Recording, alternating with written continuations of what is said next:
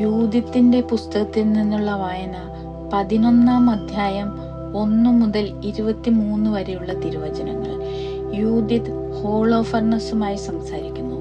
Holofernes അവളോട് പറഞ്ഞു, സ്ത്രീയെ, ധൈര്യമായിരിക്കുക, ഭയപ്പെടേണ്ട. ലോകാധിപതിയായ നബൂഖദ്നേസറിനെ സേവിക്കാൻ തയ്യാറായ ഒരു വ്യക്തിയെയും ഞാൻ ഉപദ്രവിച്ചിട്ടില്ല. മലനാട്ടിൽ വസിക്കുന്ന നിന്റെ ജനം എന്നെ അവഹേളിച്ചില്ലായിരുന്നെങ്കിൽ ഞാൻ ഒരിക്കലും അവരുടെ നേരെ കുന്തമുയർത്തുകയില്ലായിരുന്നു. അവർ തന്നെ വിളിച്ചു വരുത്തിയ അനർത്ഥങ്ങളാണിത്. നീ അവരെ വിട്ട ഞങ്ങളുടെ അടുത്തേക്ക് ഓടിപ്പോന്നത് എന്തിനെന്ന് പറയുക. നീ സുരക്ഷിതയാണ്, ധൈര്യമായിരിക്കുക. ഇന്ന് രാത്രി മുതൽ നിന്റെ ജീവൻ സുരക്ഷിതമാണ്. ആരും നിന്നെ ദ്രോഹിക്കുകയില്ല. എൻ്റെ യജമാനായ നബൂഖദ്നേസറിന്റെ സേവകരോടെന്ന പോലെ എല്ലാവരും നിന്നോട് സ്നേഹപൂർവ്വം പെരുമാറും. യൂദിത്ത് പറഞ്ഞു, അങ്ങയുടെ ദാസിയായ എൻ്റെ വാക്കുകൾ ശ്രവിച്ചാലും അങ്ങയുടെ സന്നിധിയിൽ സംസാരിക്കുന്നതിന് എന്നെ അനുവദിക്കുക. ഈ രാത്രിയിൽ എൻ്റെ യജമാനോട് ഞാൻ ഒരു അസത്യവും പറയുകയില്ല. മാത്രമല്ല, ഈ ദാസി പറയുന്നതനുസരിച്ച് പ്രവർത്തിച്ചാൽ ദൈവം അങ്ങ് മുഖാന്തരം പലതും നിർവഹിക്കും. അങ്ങയുടെ ഉദ്യമങ്ങൾ വിഫലമാവുകയില്ല. സർവ്വലോകത്തിന്റെ രാജാവായ നബൂഖദ്നേസർ വാഴുന്നു. അവന്റെ അധികാരവും നിലനിൽക്കുന്നു. അവനാണല്ലോ സർവ്വ സൃഷ്ടികളെയും നയിക്കുന്നതിന് നിങ്ങളെ നിയോഗിച്ചിട്ടുള്ളത്. നീ മൂലം മനുഷ്യർ അവനെ സേവിക്കുന്നത് മാത്രമല്ല, വയലിലെ മൃഗങ്ങളും കന്നുകാലികളും ആകാശത്തിലെ പറവകളും ജീവിക്കുന്നത്. നബൂഖദ്നേസറിനോടും അവന്റെ ഭവനത്തോടും വിധേയത്വം പുലർത്തുന്ന നിന്റെ ശക്തിയാലത്രേ. നിന്റെ ജ്ഞാനത്തെയും സാമർത്ഥ്യത്തെയും കുറിച്ച് ഞങ്ങൾ കേട്ടിരിക്കുന്നു. എല്ലാ വിവരവും അറിയുന്നവനും വലിയ യുദ്ധതന്ത്രജ്ഞനും ആയി ഈ രാജ്യത്ത് ഒരു നല്ല മനുഷ്യനുള്ളത് നീ മാത്രമാണെന്ന വിവരം ലോകം മുഴുവൻ അറിഞ്ഞു കഴിഞ്ഞു. നിന്റെ സദസ്സിൽ ആഖിയോർ പറഞ്ഞ കാര്യങ്ങൾ ഞങ്ങൾ അറിഞ്ഞു. ബത്തൂലിയക്കാർ അവനെ ഉപദ്രവിക്കാഞ്ഞതിനാൽ നിന്നോട് പറഞ്ഞതെല്ലാം അവൻ അവരോടും പറഞ്ഞു. അതിനാൽ എൻ്റെ യജമാനനും നാഥനുമായ നീ അവൻ പറഞ്ഞത് അവഗണിക്കുകയോ വിസ്മരിക്കുകയോ അരുത്. അത് സത്യമാണ്. തങ്ങളുടെ ദൈവത്തിനെതിരായി പാപം ചെയ്താലല്ലാതെ തങ്ങളുടെ ജനത്തെ ശിക്ഷിക്കാനോ വാളിനിരയാക്കാനോ ആർക്കും സാധിക്കുകയില്ല. എൻ്റെ യജമാനൻ പരാജയപ്പെടുകയോ അവൻ്റെ ലക്ഷ്യങ്ങൾ വിഫലമാവുകയോ ഇല്ല. കാരണം മരണം അവരുടെ മേൽ വീഴും. തെറ്റു ചെയ്യുമ്പോൾ സംഭവിക്കുന്നത് പോലെ ദൈവം കോപിക്കത്തക്ക വിധം അവർ പാപം ചെയ്തിരിക്കുന്നു.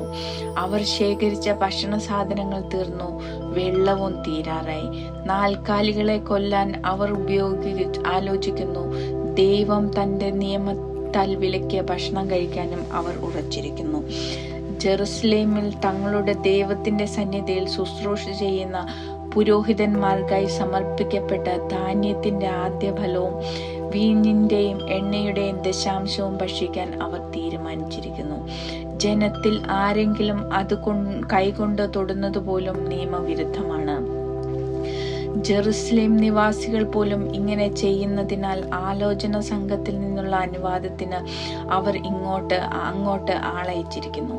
അനുവാദം ലഭിച്ച് അങ്ങനെ പ്രവർത്തിക്കുന്ന ദിവസം തന്നെ അവിടുന്ന് അവരെ നശിപ്പിക്കാൻ നിന്റെ കയ്യിൽ ഏൽപ്പിക്കും.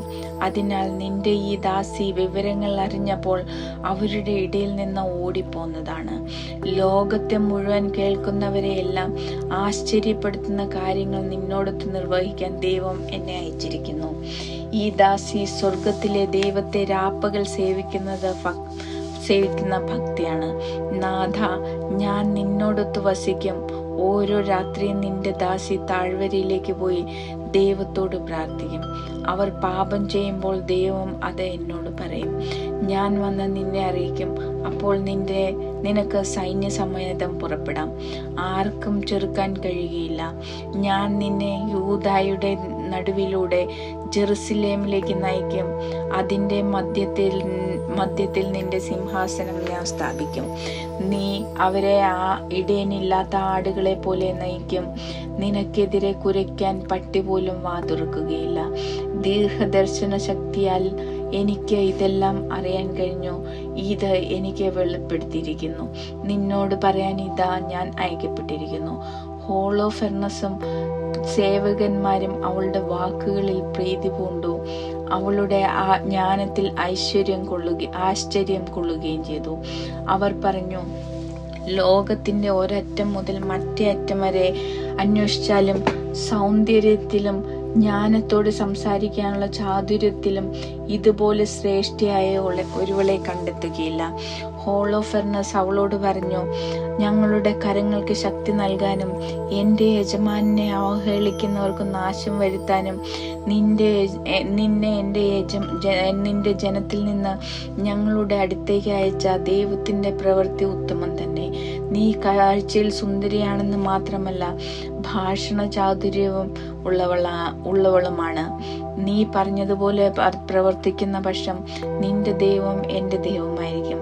നീ നബൂഖദ്നേസറിന്റെ കൊട്ടാരത്തിൽ വസിക്കുകയും ലോക പ്രശസ്തയാവുകയും ചെയ്യും.